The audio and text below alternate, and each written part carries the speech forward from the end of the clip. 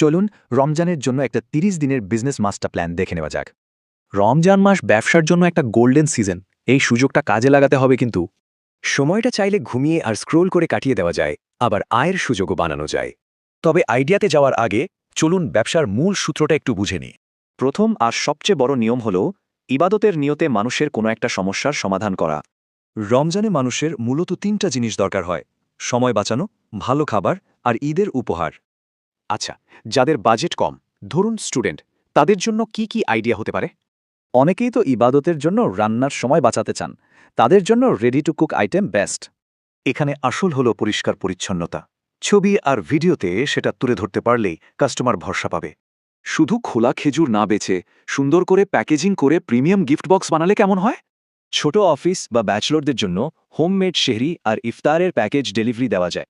এবার আসা যাক তাদের কথায়, যাদের হাতে কিছুটা বাজেট আছে বা কোনো বিশেষ স্কিল আছে। শুধু কিনে বিক্রি না করে কাস্টমাইজড কিছু ভাবা যায়, যেমন বাবা ছেলের ম্যাচিং পাঞ্জাবি।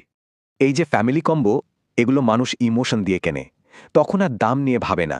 হাতে টাকা নেই, কোনো সমস্যা না, ইফতারের ব্যস্ত সময়ে লোকাল রেস্টুরেন্টগুলোকে ডেলিভারি সার্ভিস দিন। রমজানে সব ব্যবসায়ী অনলাইনে বিজ্ঞাপন দেয়, তাদের জন্য ডিজাইন বা ভিডিও এডিটিংয়ের প্যাকেজ অফার করুন। প্রোডাক্ট তো হলো, কিন্তু রমজানের মার্কেটিংয়ের কৌশলটা কিন্তু একটু ভিন্ন। এর জন্য ৩টা সিক্রেট মনে রাখতে হবে: ইমোশন, টাইমিং আর কম্বো অফার। পোস্ট করার সেরা সময় দুটো, সেহরির ঠিক পর আর ইফতারের ঠিক আগে। সবাই তখন অনলাইনে থাকে। আর হ্যাঁ, ফ্রি ডেলিভারির চেয়ে ছোট্ট একটা উপহার, যেমন একটা টুপি, অনেক বেশি কাজে দেয়। অনেক তো আইডিয়া শোনা হলো, এখন কিন্তু মাঠে নামার পালা, মানে শুরু করার পালা।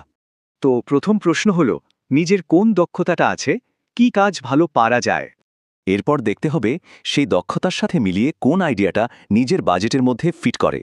মনে রাখতে হবে, একদম পারফেক্ট প্ল্যানের জন্য বসে থাকার চেয়ে ছোট করে শুরু করা 1000 গুণে ভালো।